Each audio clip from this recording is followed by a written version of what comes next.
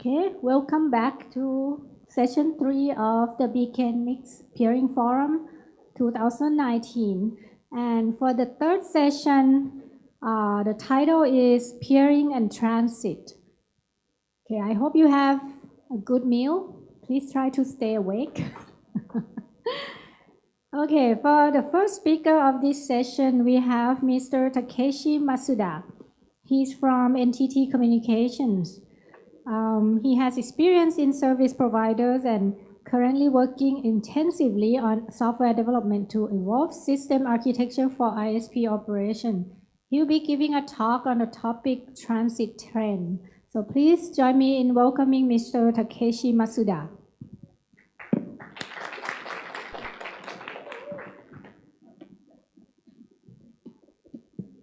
Good afternoon, everyone. Hope you had a good lunch. I also had too many lunch. So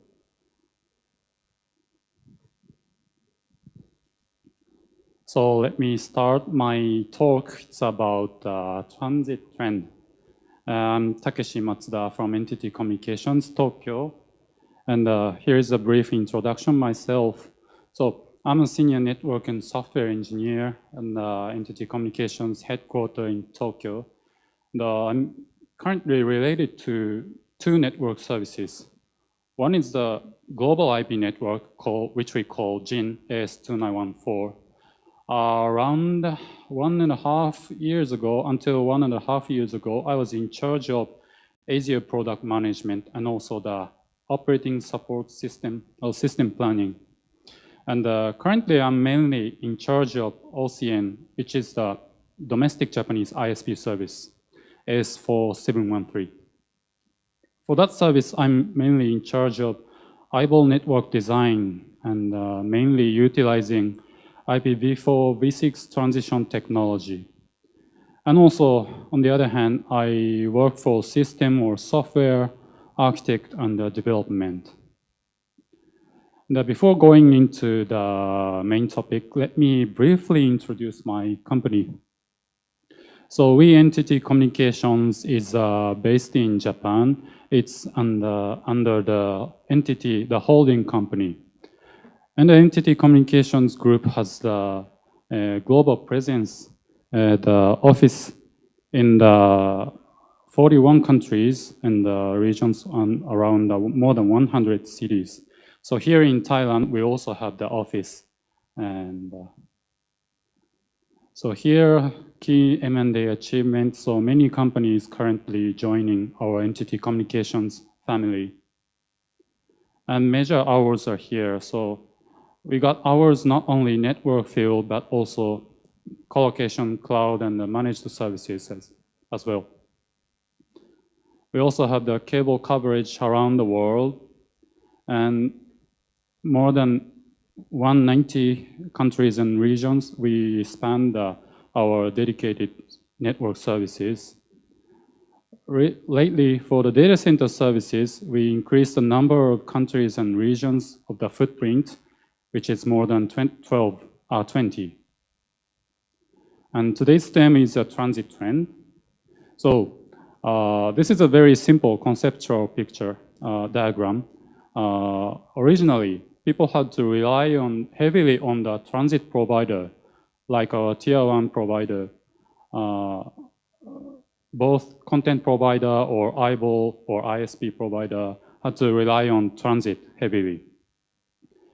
And when they expand the network and when they know how to peer each other, so they start to peer directly. And also the IX provider arises. So dependency to the transit provider became less and less. And furthermore, even some OTTs starts to deploy the content cache server to ISP networks, so which brings the phenomenon like bypassing transit and plus even bypassing the IX providers. So why does this happen? So there are mainly 3 reasons. It's for latency and it's for cost saving because it can save the traffic amount. So it can save the traffic transit fee.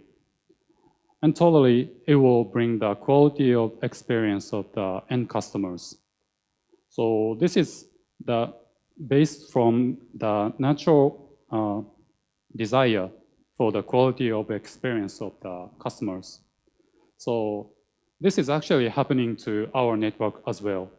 And from now on, I'm going to describe how we are dealing with this phenomenon. So the topic is, lineup is like this. So first, I will describe our IP transit traffic trend.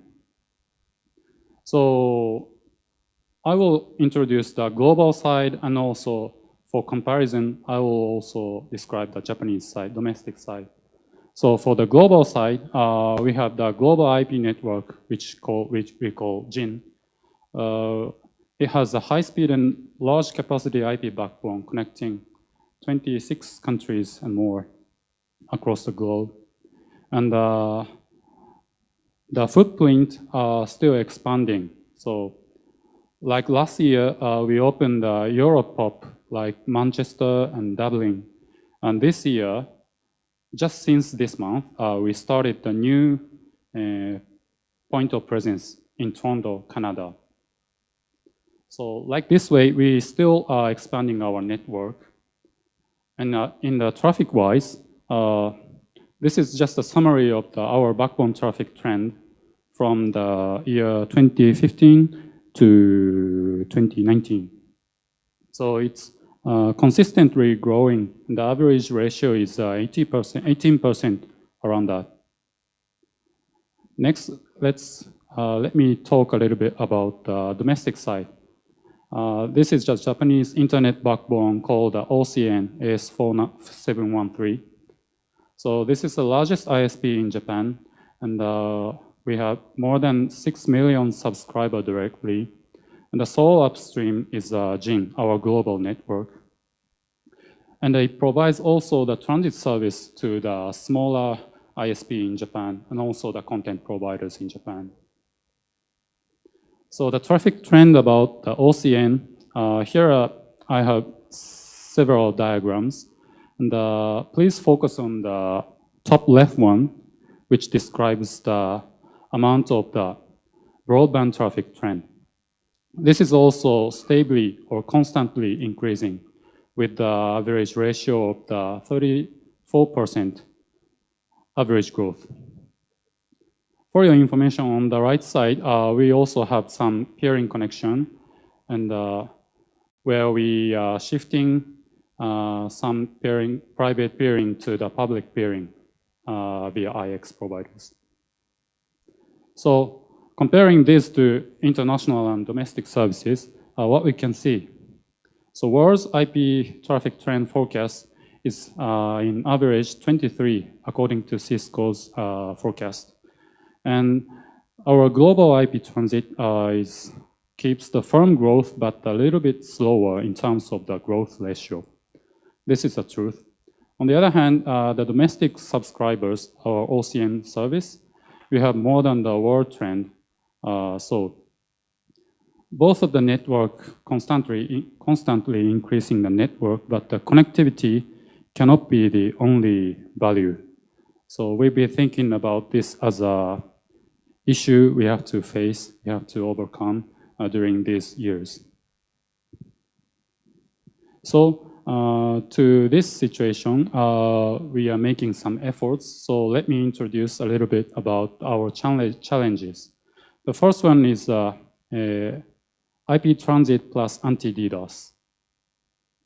So as all of you should know, the DDoS attack is a big concern for the major carriers or any providers or even the corporates.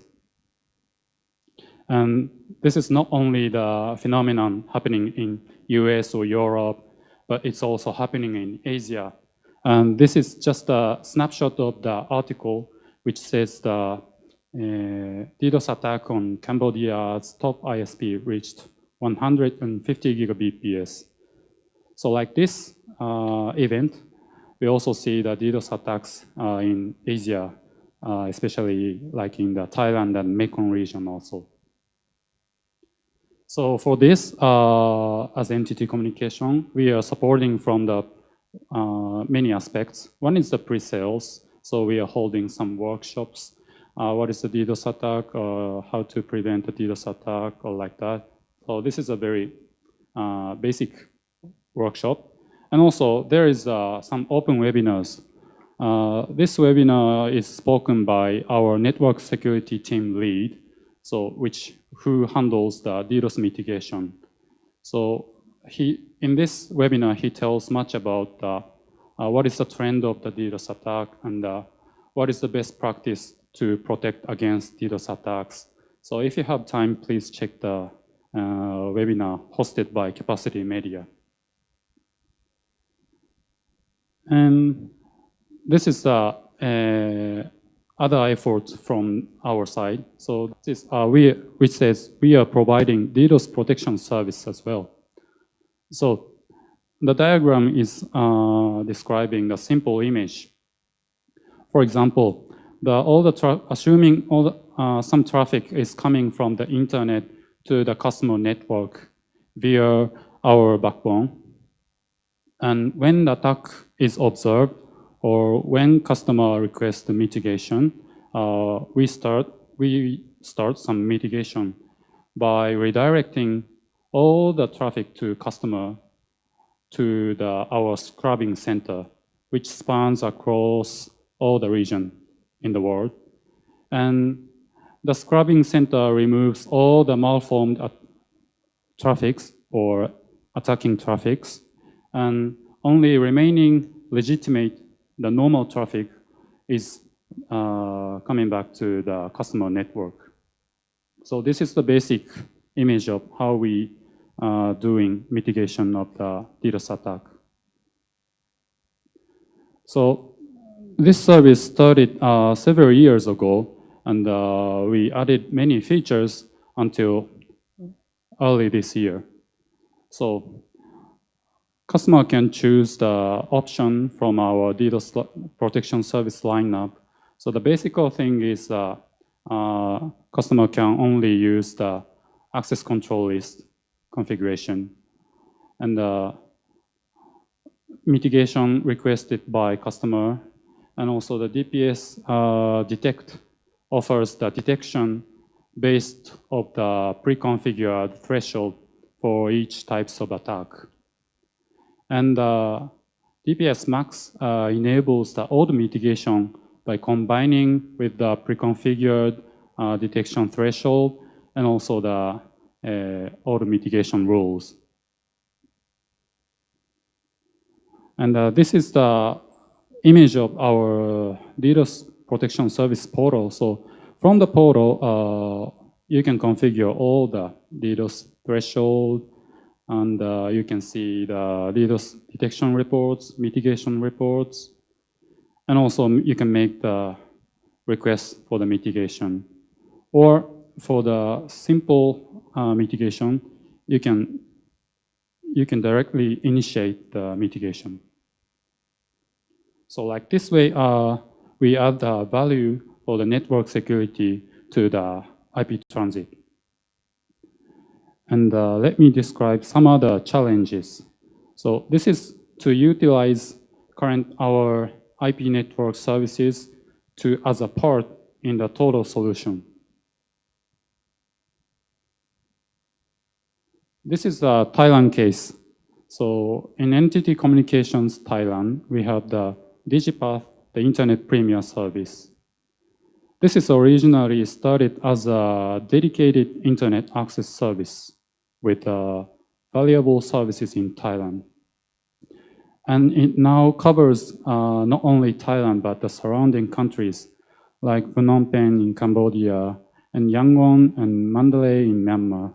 So this service utilizing our global internet backbone and adds some value like mail and web hosting, and also has the local support, and also the customer portal to manage everything. So this is the one example to utilize existing IP services into the total solution. And the other challenges also utilize our IP services as a part, for a total solution. So the coming next slide is still conceptual at in the early phase of development. But we assume the customer data set shift to the cloud. So towards more flexible end-to-end data management, we are making some proof of concept. So this is our assumption about the market change surrounding cloud. So formally, as the left picture describes, a company used to cater or purchase every individual network and combine by themselves, and also buy some web services or cloud services. But we envision the company's asset will shift to the cloud. We can say like from the possession to subscription. So on the right side is the image of that. So to achieve such future, we even need to, our connectivity service even need to become abstracted, like it says a cloud network on the diagram. And so the network also should be flexible. So to achieve this, so we are developing one upcoming service which we call flexible interconnection. So it will provide dedicated connection for a customer between everything. So it's like, as the picture describes, like it connects between leased line to third-party cloud, not only our cloud, and between third-party cloud to our cloud for customer dedicatedly. And also between mobile to our cloud. So, and also XSP are service providers to third-party data center providers. And these must be ordered and managed and monitored from the unified web UI and API. So customer doesn't have to contact our salesperson or provisioning engineer every time, but customer can control everything from the web portal or API. To achieve this, our IP backbone is also going to be the parts. So for example, some customer needs not only connectivity to the cloud, but also the connectivity to the normal internet or open internet with the high quality. So to utilize our IP backbone, we can utilize our high bandwidth assets and internet connectivity, high quality one. So in order for customer to control all the service component via web UI, our traditional IP service also has challenge to evolve inside. So, which we have to open the API to customer, and also we need to make the provisioning like a software-defined way. So even for the traditional IP services, we also need to make some evolution.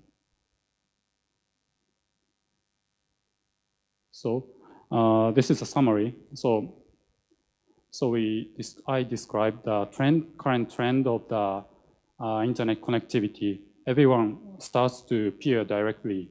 So this is the reason why we have this kind of a peering forum event. So it's the natural phenomenon. So as a transit provider, we have to coexist with the peering movement. And in fact, our IP traffic trend is still constantly increasing. So we need to keep effort to keep our network with the high quality and the cost efficient. But connectivity cannot be the only value. So I introduced some of our challenges. So one is the addition of the anti-DDoS service to the IP transit service. The other is utilizing IP services as part in total solution, which also requires some evolution to the IP services. So I hope this can be some reference to you. And also, I'm very happy if you have any feedbacks or comments for this. Thank you very much.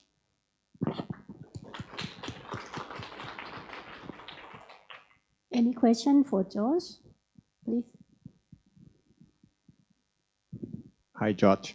About your NTD-DOS, are you going to open up the API for the statistic informations? To open the API for the statistic information? Yes, correct. Yeah. So for this service, we are thinking to meter all the metrics like traffic and also the connectivity, not only the IP part, but also the, for example, in case of our cloud services, we also prepare some metrics for the usage. So in this concept, we are going to provide some reporting function via API as well. Any other question? Okay, thank you very much. Thank you. And for the next speaker, we have Acting Executive Vice President of Network Division at Symphony, Mr. Jesudass Paramchotti. The topic of his talk will be on ASEAN connectivity. So please welcome Mr. Jesudass.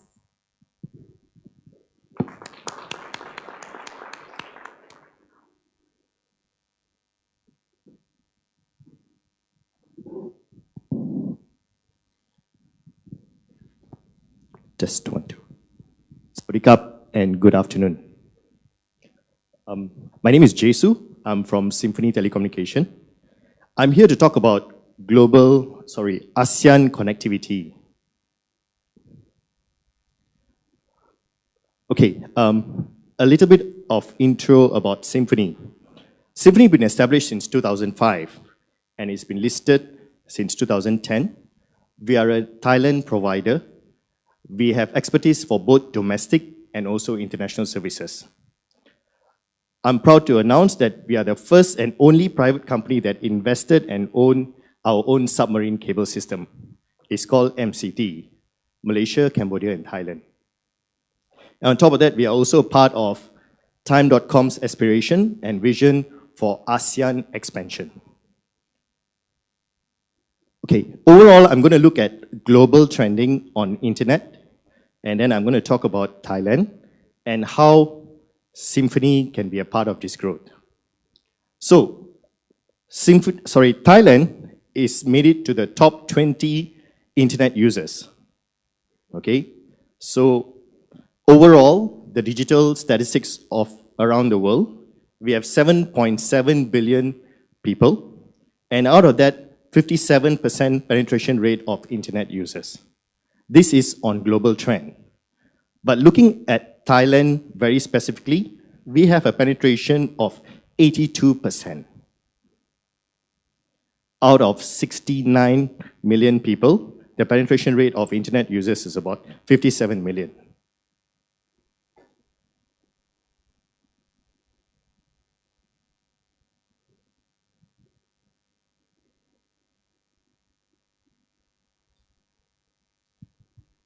Okay. Human needs used to be so simple. We just need food, roof, and clothes. Now, internet connectivity has taken part of it. This is part of our human curiosity, which evolved into education, which evolved into knowledge, that changes everything. We just don't need to know, we need to find out what kind of food we eat. We need to know what kind of vitamins is in the food. So that increased the curiosity and knowledge, and everybody needs to know. So in order for that to happen, we need to make sure a network that is built on these four matrix. A network that is stable, simple, scalable, and secure. Okay? So this is the fundamentals that Symphony believes in as well. So Symphony network is fully owned network. It's our own network, our own infra. So on top of that, our connectivity is 10G and 100G ready. We are fully protected network, and we offer both terrestrial and submarine cable network. This is our inter-border connectivity. We are connected to all the neighboring countries, especially Myanmar and Singapore. Myanmar and Malaysia, we have two interconnectivity, two different locations. Plus, we also have terrestrial and a submarine connectivity. Now, apart from connectivity, when you have a stable, secured, and a simple connectivity, you can connect to any part of the world. You can peer with any of their peering partners. You can connect to all the transit providers. So what is the benefit of this? This will definitely reduce the cost of the network. We can control the traffic, and on top of that, we can improve the quality.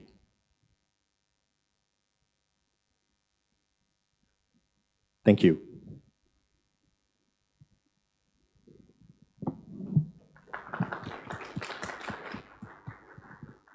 Thank you very much, Jesus.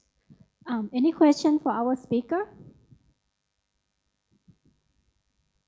Okay, so then we move on to the third speaker for this session. Okay, so welcome back, Arnold. Now he will give a talk on uncovering remote peering interconnections at IXPs. Okay, so now he will talk as on behalf of DE-CIX. Okay, welcome.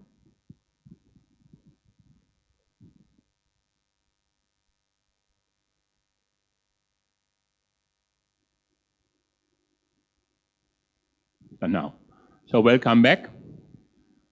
Now I want to give a talk about uncovering remote peering at remote peering interconnection at Internet Exchange Point. This is a research paper done by the FORCE, the Institute of Computer Science in Greece, the Lancaster University, by people from AMP6 and also from the DE-CIX. So when it's only presented by me, I was not directly involved in this research paper. So just to recap, I guess everyone probably meanwhile know what an internet exchange is. Basically, while not necessarily true, but mostly understandable, is an internet exchange point, as we talk today of it, is we understand it's a layer 2 infrastructure to exchange internet traffic. And it provides direct interconnection among IXs. So we have the internet exchange over here. Typically there is one or more Ethernet switches, and then the members have their routers located at the internet exchange, and then they connect their router to the switch, set up direct peerings, or connect to a route server to exchange information. The idea behind Internet Exchange Point is just to keep, as it's a saying, to keep local traffic local. So Internet Exchange Point, they came up after BGP was rolled out. Until then, everything has to go to a central backbone, and therefore Internet Exchange, definitely they improved quality of interconnections. So as said, the benefits of an internet exchange is that two networks or more networks are directly exchanging the traffic instead of handing off the traffic to a transit network, which in turn also perhaps handed off to a third one, to a fourth one, until it finally then lands where it should go to. So there are, to reduce costs, this is one, because you Typically, when you connect into an internet exchange point, this is where you already are. This is within your country. Then the next is also to reduce latency and delay, because you directly hand off the traffic to the network where it belongs to. But there was also pressure for diverse peering because of the traffic of volume is constantly increasing, and that means the ASs felt that they should connect to more and more internet exchanges. So this led to the so-called remote peering. So what does the remote peering mean? Remote peering means that the network does not have a router co-located at the premises where the internet exchange is. So this is without having a physical presence at the IXP infrastructure. So typically, an IXP is spread in some metropolitan area network, and that means a network then has a presence at some of the data centers over there.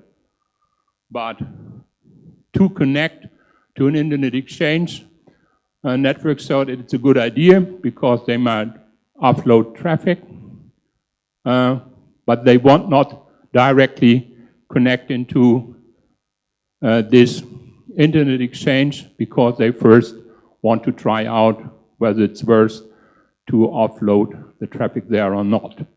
To connect to an internet exchange, it's more like to go to a party. So you buy an entrance ticket, you are allowed to go in, but that does not necessarily mean that you have fun over there, you see.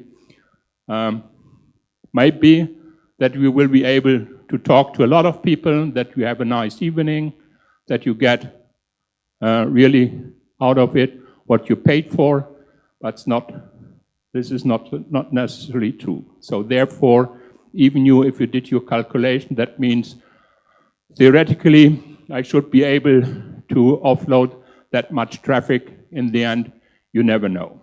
Therefore, it might be a good idea, and it costs you a little money if you say, okay, what I try to do is I will start to remote peer. And I only will go into this city if it's worthwhile also to pick up direct connections, to pick up customers, and so on and so on. So remote peering, it's around since, I would say it's almost around since there are internet exchanges. At the beginning, internet exchanges, they were even requiring that you located the router over there, but very soon nobody really took care. As said, the most important thing is really to cut down costs in equipment. It's really adds more complication or adds more operational cost if you have to install a router somewhere else where do you not have people. So what you have to take care of, you have to hire someone else who is able to look after your equipment, who does replacement if something goes wrong, and so on and so on. But when connecting from a network through any service, might be MPLS or something else, to different exchange points, that also means that most likely you will connect one router to many internet exchange points. But this does, on the other hand, also induce other issues. That means you are introducing third parties. You will have a provider in between, which provides a connectivity between your router, where the BGP session is on, and to the internet exchange. This means for both sides, for the internet operator as well as for you, it's hard to detect any failure in between you, your router, and the internet exchange. While it's quite easy, if you collocate your router at the collocation, there simply is an PNI involved, which is easy to debug. This also, of course, reduces resilience and reliability because one router is connected to many exchanges, and if your router fails, then your connection to not only one exchange, but to many exchanges may go down. And last but not least is also the increased latency. So one of the reasons is to connect to an internet exchange point is to reduce latency. So your expectation as an IXP member is that all of your other participants also are connected directly. So therefore, connection to an internet exchange point by remote peering per se is not bad, but what you want to know about is that there perhaps is a remote connection. And this is what this paper is all about, to find out how are you able to detect whether an IXP member participant is remotely connected or not. So, and as said, this is what the paper did is to bring transparency into it, to identify remote and local peer, both for the IXPs and also for the participants and for the customers. And the second part of the study also one is to see whether you can find other features or characteristics which does differentiate remote peers from local peers. So what is the state of the art for detecting remote peers and local peers? That's definitely because how do you measure delay? That is by RTT, by round trip time. So the first assumption which you would make is if the round trip time is small, then perhaps it's a local member. If it's high, then it's a remote member. So what first of the assumption is, that is an arbitrary number, 10 milliseconds, which means if it's more than 10 milliseconds away, then we perhaps consider it a remote peer. So if we apply this assumption to the set of data, what the researchers found is they found out that at 40% of the remote peers, they have less than 10 milliseconds round trip time. That means round trip time alone is not really enough as an indicator for remote peering. Just remember, remote peering means that you don't have your route at the IXP's facilities, or that you also come via a so-called reseller. A reseller is someone which has a big pipe into the IX and then sells chunks of bandwidth to third parties. So that's not enough. And even if we go down from 10 milliseconds to 1 millisecond, when still 18%, which we later on identified as remote peers, will have RTT lower than 1 millisecond.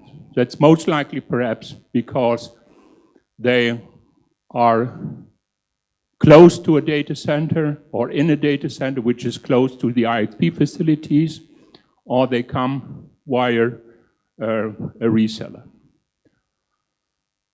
On the other hand, if you look at what they called wide area IXPs, or wide area IXPs. So typically, an IXP only operates in a metropolitan area network. And even this metropolitan area network might span from, let's say, 10 kilometers to, if we go, for example, to Tokyo, this may make 50, 60, or even 100 kilometers. But there are IXPs which run services in an area as big as Europe. You see, this spans thousands of kilometers. And these are called so-called wide area IXPs.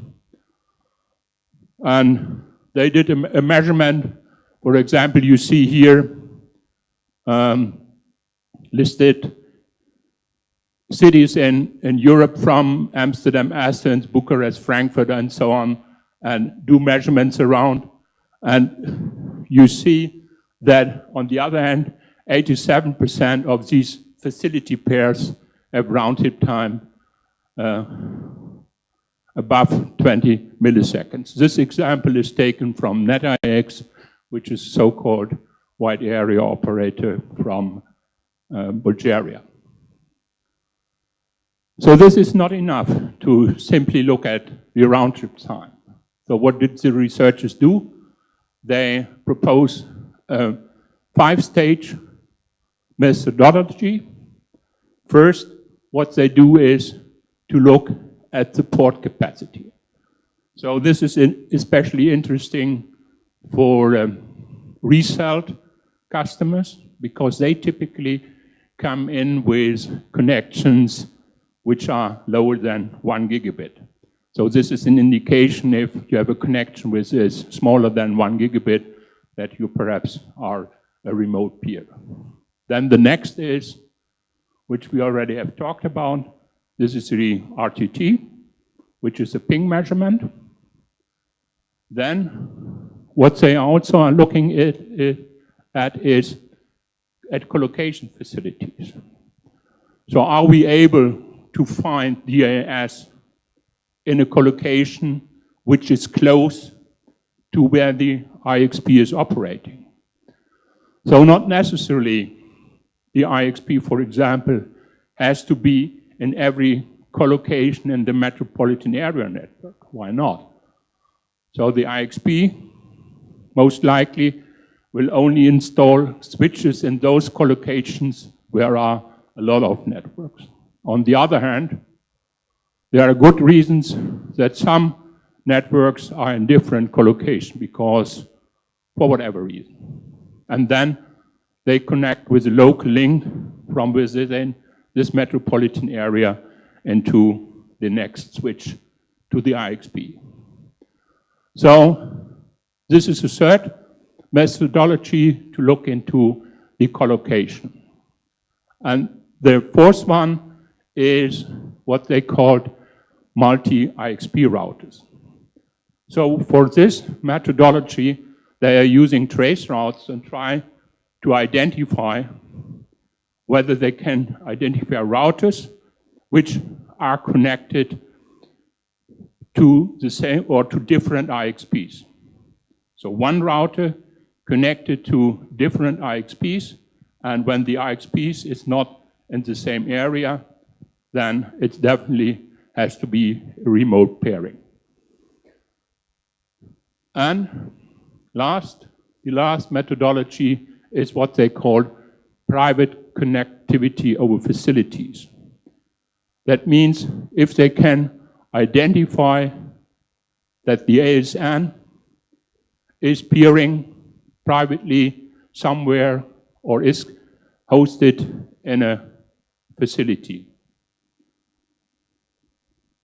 So this is how then the algorithm works.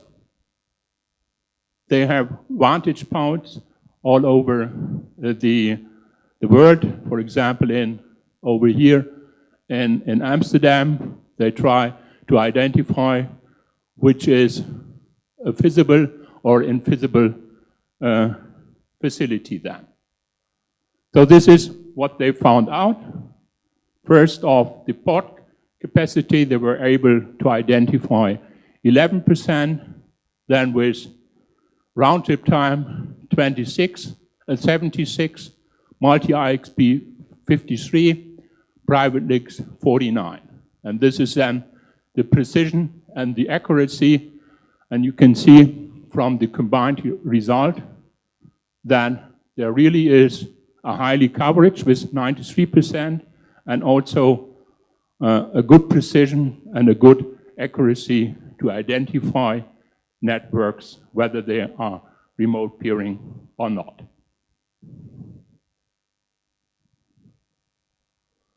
So now we look into what the contribution per inference module is. So what we see is 10% can be made simply by using the port capacity information. So these are the IXPs in question, and this is the fraction of interferences. So this is port type. This varies between 10%, and for example, at network, it's about 40%, but in average, it's 10%. The RTT and the colo and the multi-IXP module, this is definitely, the green one, the greenish one, it contributes to the most part.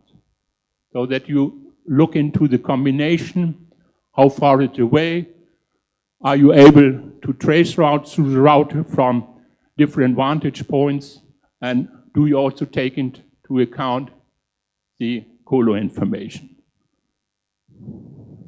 And what they also find out, which is really perhaps astonishing or not that it is astonishing, if you do remote peering, and if you have multi-IXP routers, you are using this intensively. That means what they found out, that 25% of what they found out are multi-IXP routers. They are connecting to more than 10 internet exchange points. So once you have decided that you want to do remote peering, then it's for whatever reason, and then you say, okay, I want to start that, and then they did it with a lot of exchange points. So what we see here in this figure is, again, on the x-axis, we have all of the exchange point.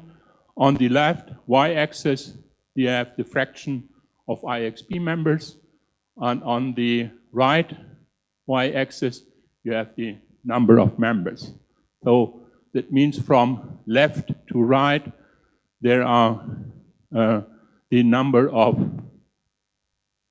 members connected are going down, and in each column you see the portion of the identification, whether it's local or remote or unknown.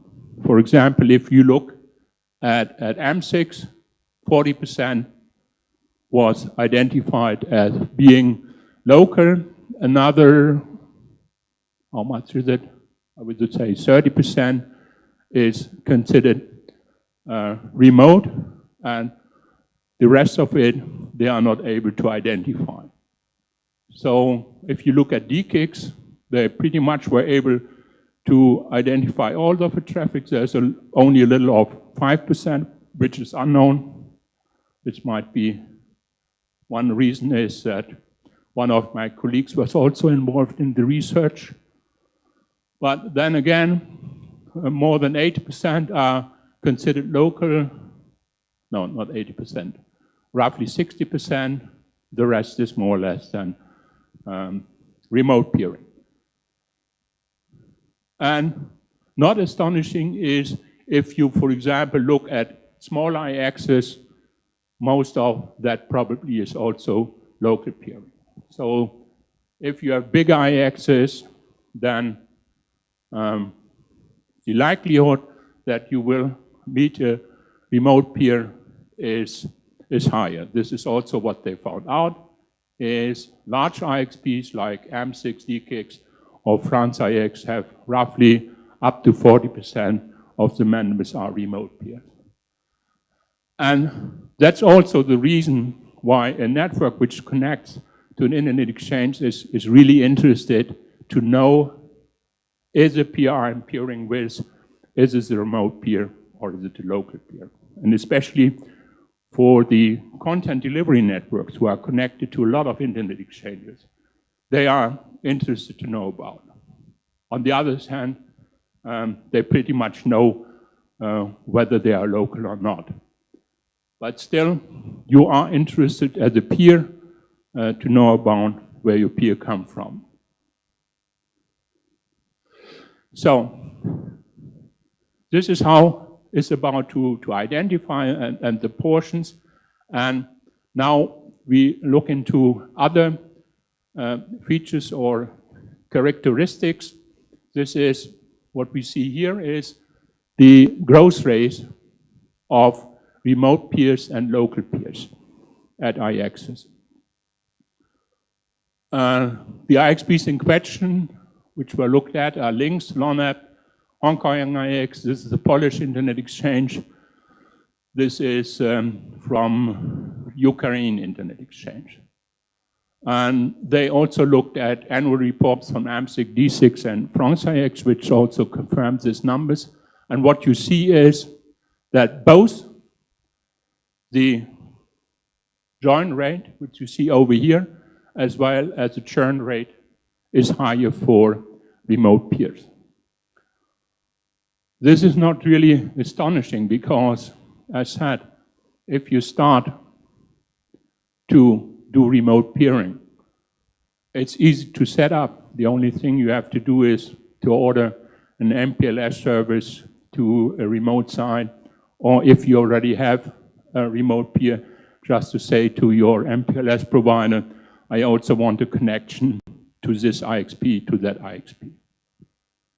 And also, this might lead to the indication, once you are connected to an internet exchange as a local peer, the chance that you stay there is higher. Why then? Because there were already costs involved. You have perhaps a router over there. You have other connection to that router. So that means both figures are not really that astonishing. On the other hand is what you see is really the high difference between the join rate between remote peers and local peers. On the other hand, what they also found out in this time period is that remote peers become local peers. The other way around is not reported, but I would say it's unlikely that a local peer becomes a remote peer. So if you withdraw from internet exchange and you are a local peer, then you perhaps completely withdraw from the exchange at all.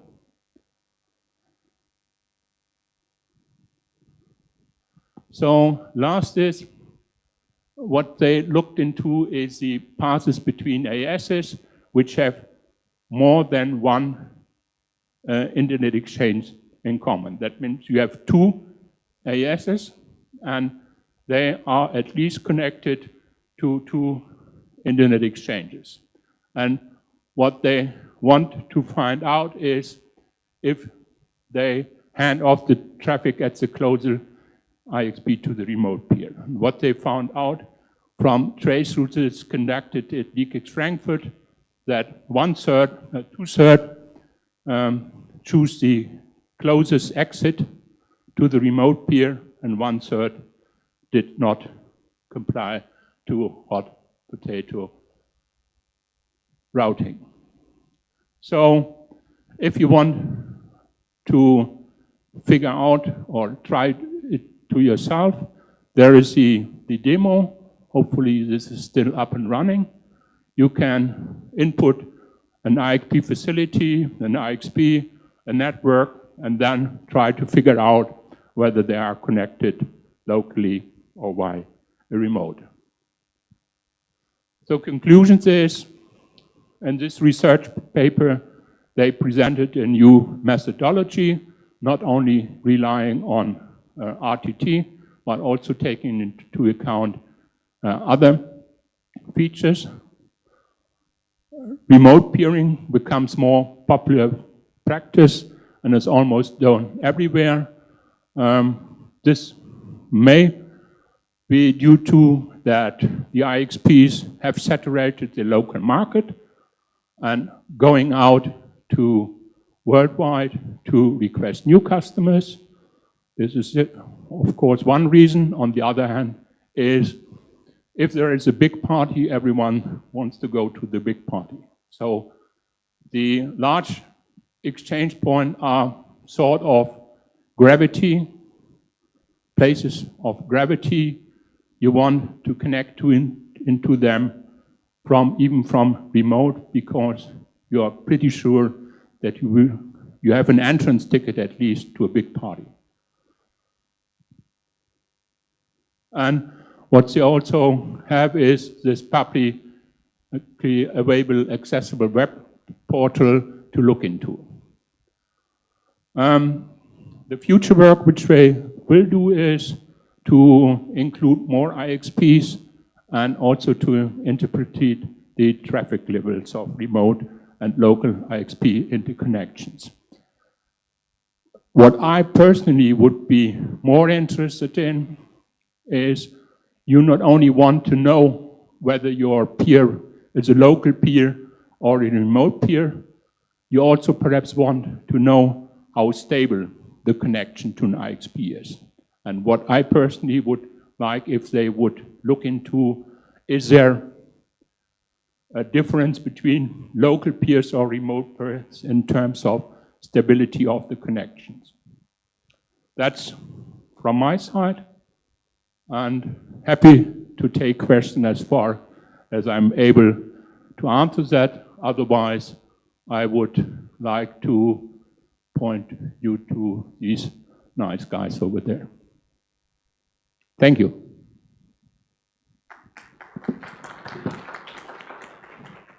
Any question from the audience? Paul?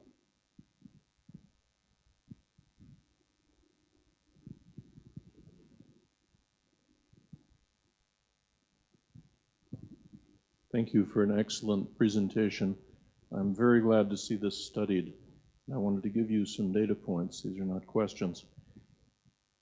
At PAX, which was an internet exchange I was responsible for in the 1990s, we did not allow any connection from our peering switch to anything except a customer router. And that was unpopular with a lot of companies who wanted to do remote peering. But we had the same reasons that you spoke today. At AboveNet, we were extremely profligate with peering. We would peer with anybody. We didn't have any ratio requirements. We just wanted to peer with everybody everywhere. But we never took a remote peer.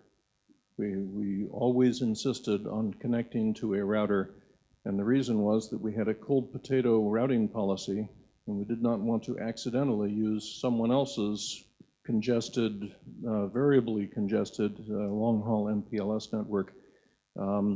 And so I'm very happy that this work is being done so that the methodologies around making those qualitative decisions can become objective rather than just a matter of religion as it was for us. So thank you. Any other question? I have one question. In your inference about departure, that you said the remote peering depart at a certain rate, how can we make inference or analysis that when they depart, do they become local peers or do they just leave that IX? When they depart? Yeah, you said they... Yeah, when they withdraw from the IX and they withdraw, so then you probably will reach them via transit time. I mean, like when they the remote peers depart, do they become, I mean, they turn into local peers? Or is there a way to infer that? I guess I do not fully yet understand. So one was saying is on this slide, it says, so that 18 of the remote peers, which was formerly were remote peers, they switched to local. And if they, for example, if you see here, the departure rate is, then what I've seen is that DE-CIX also is that when they come via, especially if they come via resellers, so then the reseller is saying, okay, why not? I sell you a connection to DE-CIX links and AMP6 for just one price. Just try it out. And then say, okay, why not? I do it. Then they are connected to all of the 3 exchanges. And then after 6 months, they say, no, so it's not worth to connect to DE-CIX, but it's worth to connect to AMP6, and then they simply withdraw from DE-CIX. Okay, thank you. Does that answer your question? Yes. Okay, so thank you very much. Thank you. And then we can move on to the next speaker. We have Ms. Khine.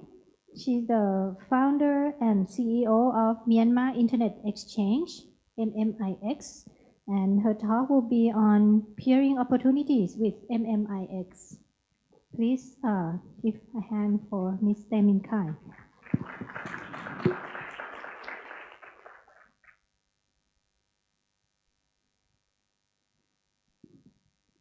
Hello. My name is Thein. We set up our internet exchange. It is the first internet exchange and the only one internet exchange in Myanmar.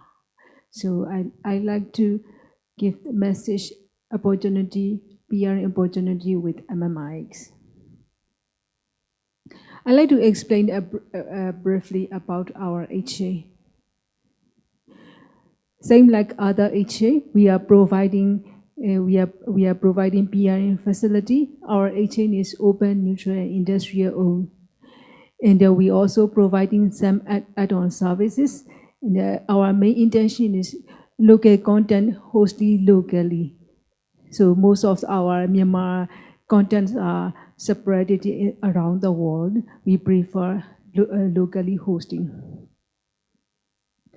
Our exchange is set up in September 2017. We are just only 1 and 8 months old.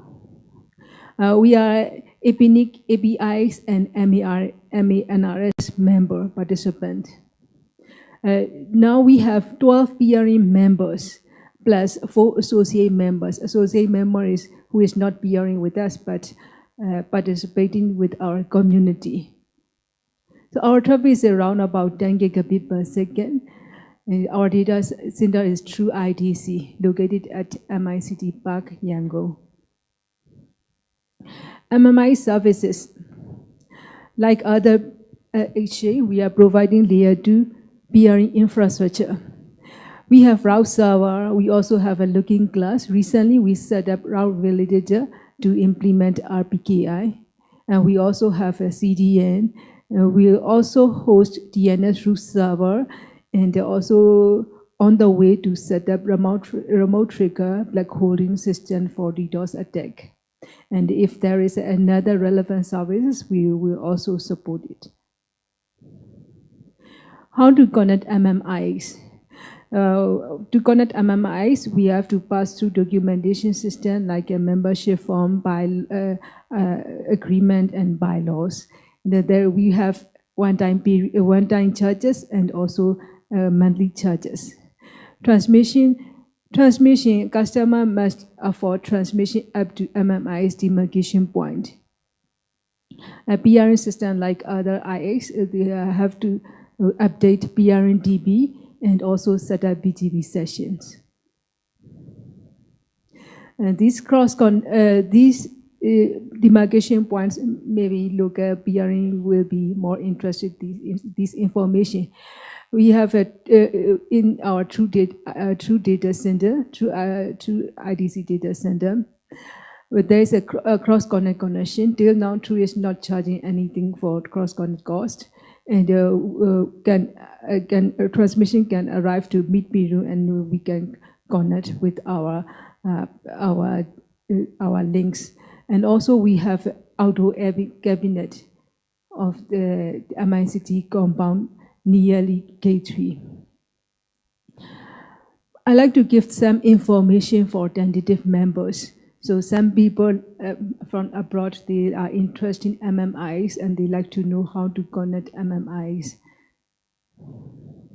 Data center. For content providers, for data center, they can choose our hosted data center through IDC. Through IDC, is, we are not running data center service. We are hosting our devices at the data center. Now we choose through IDC. So any content provider who like to host, they can choose through data center. Another choice is they can also consider some data center of our members, so they can reach directly to our HA. So well-known data center is a YDB data center. It's a very pioneer data center. They still accepting host. They are publicly, officially accepting hosting service. AGB communication is more on a cloud service. A cloud service for you can also rely on AGB communication. Horizontal telecom is not officially announced, not officially allowing till now, but they will be officially launched their data center service very soon. Another choice is some data center who already arrived, some of our member network connection already arrived. You can also consider this data center. So from this data center, you can reach our HA through our member transmission link network link. There is a Myint association. It's an oil and gas company who is running data center on the P road, not very far from MICT Park. And also GTMH is a Easterco, a little far away from us, but I'm not very sure. That's why my color is that I changed the color in yellow color. So some of our member transmission may arrive there, but I'm not very sure. MICT-DC. MICT-DC is very new data center. It next building of our existing true IDCs. So you can also consider this location because transmission is a very easy to connection. It's a very close. The data center will be active maybe this June or July. Telecom license. For servicing in Myanmar, you may need telecom license. There is 5 types of telecom license. First one is nationwide telecommunications license. That is already assigned to 4 organizations, but no more another organization will get nationwide nationwide license. Now MPT, Ooredoo, Telenor, and Myint. That's all. So, but you can apply second license and third, fourth, fifth. Second is network facility service. We call I license. There are total 67 up to now, and network service N license 70, and network facility C license 60. C license is more on passive network, passive network, and also application service. So you can consider I license, N license, and E license if you wish to do service in our country. So there are total 179 licensing till now. The up to updated information is first April 2019. That is officially publicly announced on the government regulatory page. Some international organizations like to peer with MMIs and giving some services to Myanmar. That if they like to give service across the border, they need nationwide license, but not possible. There's nationwide licensing limited just only for existing full. Another choice is network facility service, individual iLicense. You need to apply iLicense plus. There's additional license, IGW license. After you got iLicense, you need to apply IGW license. Without IGW license, you cannot cross the border and give service. So far, there is a total 70 IGW license holder in Myanmar. So MMI like to give some messages to you. MMI is formed by technically strong person. So we try to update our technologies and try to follow industrial standards. So recently we can set up RPKI. Now our MMIs are RPKI ready. MMIs is dropping RPKI in village routes. The MMIs is still now we are in facilities just only for V4, but we will set up V6 within this year. This is our traffic graph. This is publicly showing on our website. So around about 10, sometimes it can reach up to the 12G. This is our looking glass page. It is also publicly available. You may notice RPKI village route. So we are also dropping in village routes, in village prefixes, RPKI in village prefixes. MMI's future. Till now, our MMIs is just cover Yangon area. So we have 3 major cities, Yangon, Mandalay, and Naypyidaw. The second HA we may consider is Mandalay. Mandalay is second largest city, and most of the telco, most of the network operator, they choose Mandalay as a DR site. So second choice will be Mandalay. Naypyidaw is most of the data in Naypyidaw are government data service, government network. So for the Naypyidaw, till now we are not planning to set up another HA, but we may consider like a remote BI or something, because Yangon and Mandalay, they need to access government service, but setting up HA at that location is not worthy. For Yangon, we have only one POP in True IDC. If customer requirement, if there is a customer requirement, we will extend our HA to another POP, another location, but this will be within metropolitan area. For Mandalay, we may set up another HA separately. For Naypyidaw, we may consider something like the remote BRing or suitable technology to access government data services. So previous week, we had BRing foreign event, MMI's BRing foreign event on 2 May last week. This is the first event that we held. This is our event activities. So next BRM Forum, we will do together with MMNOG. So at that time, we are considering Mandalay. Mandalay is second largest city. It's a very beautiful city. So with the ancient building and the historical location. So if possible, I'd like you all join our next year event. This is our Mandalay. Our last king then is a place of our last king location. This is the Mandalay Palace. Thank you so much for your attending and give me this chance to speak. Any question? Any question?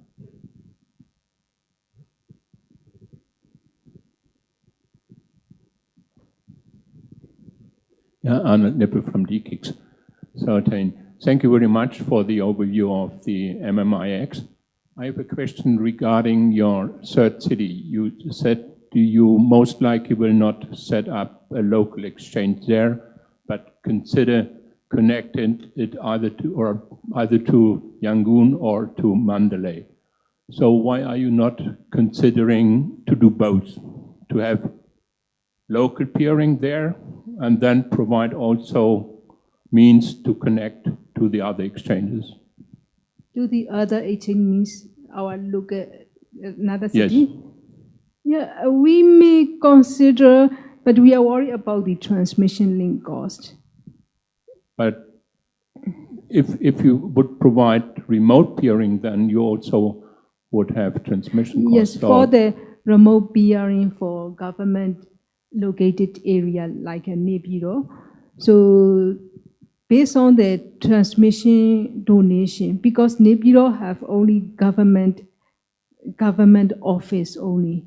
So there is another, as far as I know, just only one ISP there. So setting up exchange is, I think, not meaningful. So for the government, we can ask some donation from any of the telco, I think, just for the government data service. So if there is more and more ISP there, we may consider set up HA. If not, we better do remote BI or something connection. Okay, so then I understand it correctly that those networks from the third city, excuse me that I'm not able to pronounce that name, they will have to do it, the remote peering, on their own cost then? If it is a government, probably we have to do for them. Okay. So we have to negotiate with our existing member or maybe some long-distance provider to support this link. And we have to negotiate. Okay, thank you. You're welcome. Anybody else?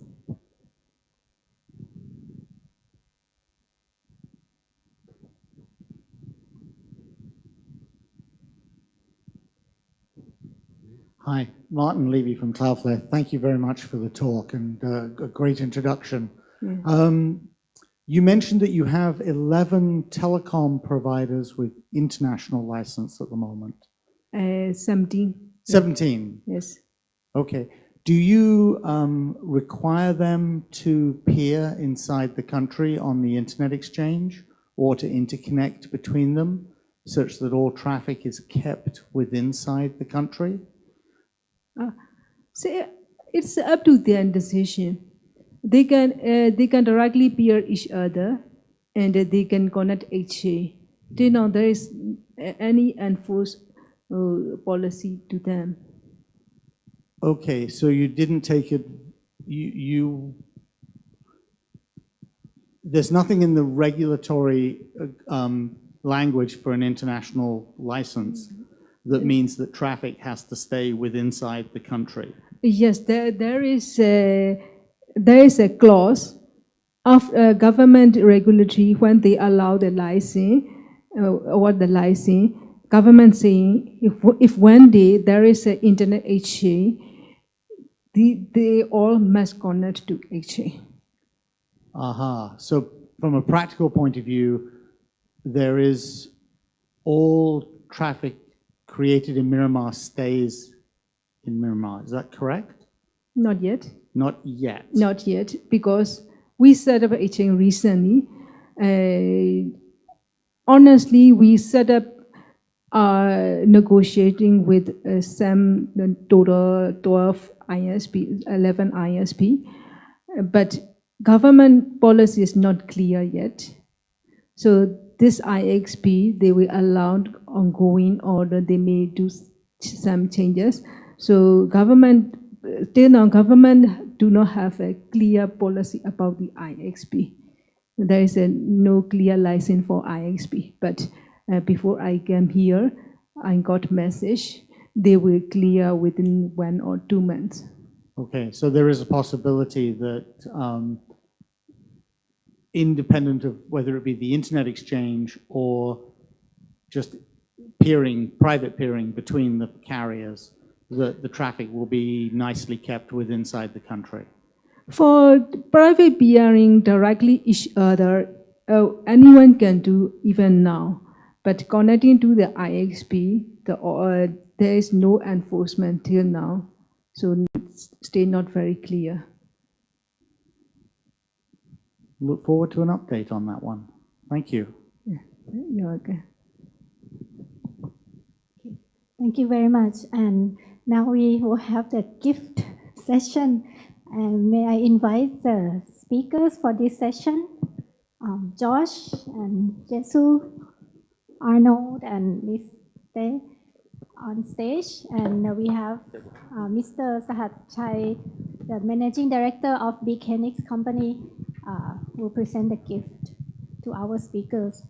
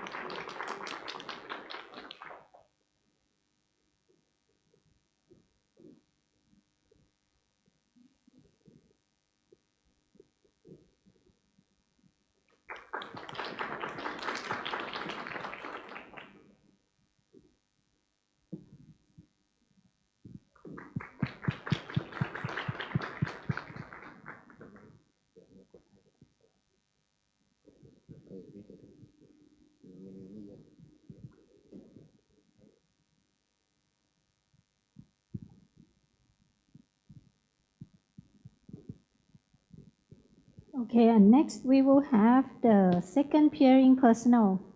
I will give the microphone to Nan. Please. Thank you.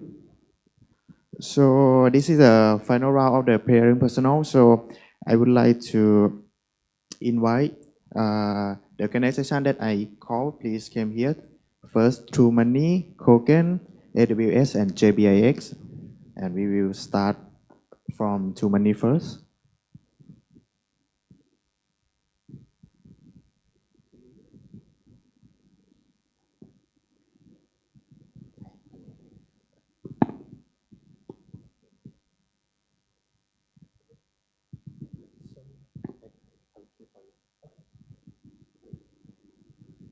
Good afternoon, everyone. Yeah. First, I would like to thank to the organizer who offered this opportunity to me to be here. And I also thank to senior guys to share their experience today. I am Chai Heng. You can call me Simon. I'm from Truemoney, based in Cambodia. Now I would like to present who we are and what we do in Cambodia.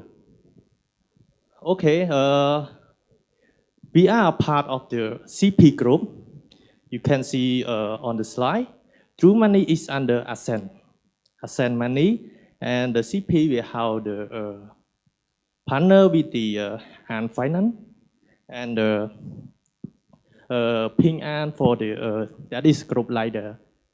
I heard from the commercial team that a group of Jack Ma. Okay, next. We are working on those fintech, e-payment, and services. Okay. We are best two types. One is the agent-based and mobile-based. Agent-based, we use the people to do the transaction. And mobile-based, we use the mobile to do the transaction. Okay. This is our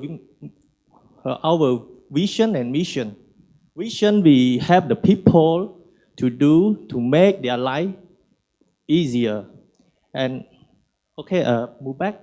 And the mission is we make the infra and service to establish, recognize the branches, to stand up the trust, convenient and afford and reliable.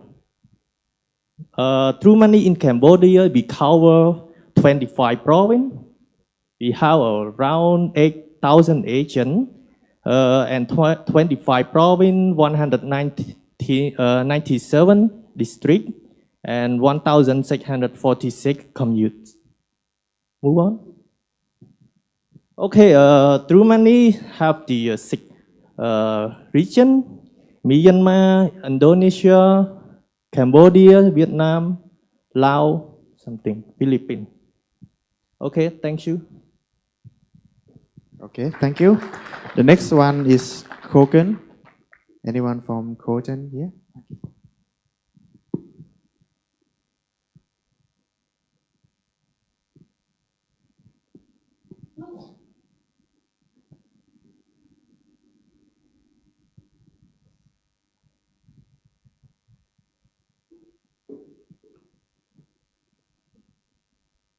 Hello, good afternoon, everyone. My name is Sapina Itam. I'm Global Account Manager in Singapore. Just a little bit about our company, Cogent AS174. A lot of you heard and know where we were from, founded in 1999. 20 years later, we have just recently opened our Singapore office not too long ago. So we offer broad, deep, scalable network. Right now, we are available in more than 2,500 on-net buildings. Our network map. In Asia, we have POPs in Singapore, Hong Kong, Tokyo, Japan, Australia, and Sydney. Soon, we're going to have more in Asia-Pacific countries.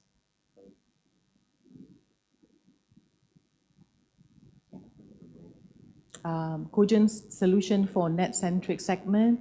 So if you are a carrier and service provider or an application and content providers looking for reliable and scalable ISP, so we guarantee your end user customer satisfaction with a reliable and scalable, cost-efficient way to get connected with us. So why customers choose Cogent? We are very simple, top 3 tier 1 provider in the world. Simple network structure, 17 business day installation, SLA for all on-net services, aggressive industry-leading pricing in our 3,000 plus lit buildings and CNDCs, and industry-leading SLAs. Thank you. Any questions? Thank you, Savina. Next one is AWS.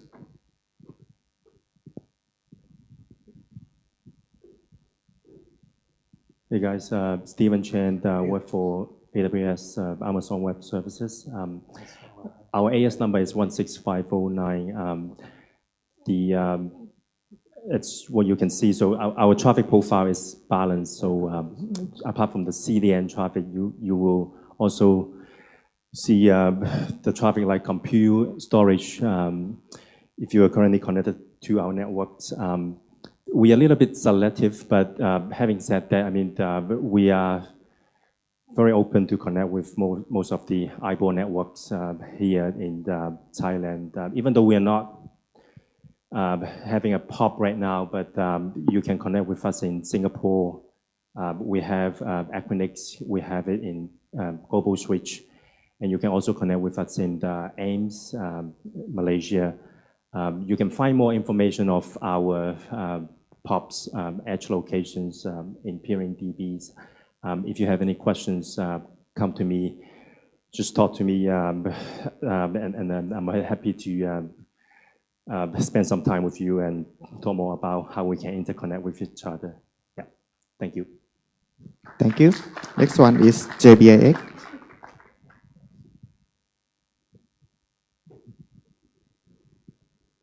Good afternoon, everyone. My name is Wayne. I'm the Chief Peering Officer of Johor Bahru Internet Exchange. We are one of the latest internet exchange in the regions. We started about 8 months back. Our location is in Johor Bahru, the border between Malaysia and Singapore. The locations allow us to very strategically attract content providers to come into Malaysia. So the idea is we offer regional players, especially the Thai players who have capacities going down to Singapore via Malaysia to offload the traffic in Johor Bahru before you reach Singapore. So hence achieving better network performance and more cost-effective. So currently we have, we practice open policies. So anybody are welcome to join, whether you have a license or not. We have 3 peering nodes, 3 remote peering nodes, one in Cyberjaya, one in Kuala Lumpur, AIMS, and another one in SG1. So as of today, we have 36 members, 36 participants. For players who have big capacities, we also offer dark fiber connectivities down to the causeway. The causeway is the bridge connecting Malaysia to Singapore. So we have dark fiber connecting there. So anybody who needs a big capacity going down to Singapore, you are welcome to use that service. Lastly, I just want to thank BKNIX for allowing us to introduce ourselves here. So it's really a very open and neutral IX. Thank you. Thank you. Okay, the last one. So the last one will be BKNIX. So I would like to update you again about ourselves. So BKNIX, now we have 2 locations. That's, you know well, we are only in Bangkok, but we are now maybe consider to extend the POP to another location that our member have the capacity to. And now we just got the new peak traffic, just 36 GB per second due to the popular of the Thai series in few weeks ago. And yes, after mentioned that we can join the IXP the manner, so we apply the manner in our route server too. So if you interesting to connect to us, so you can look in our information on the peering DB and also IXP DB also. So we will keep up to date about our record. And if you want to connect to us, please feel free to ask any staff or me. Thank you very much.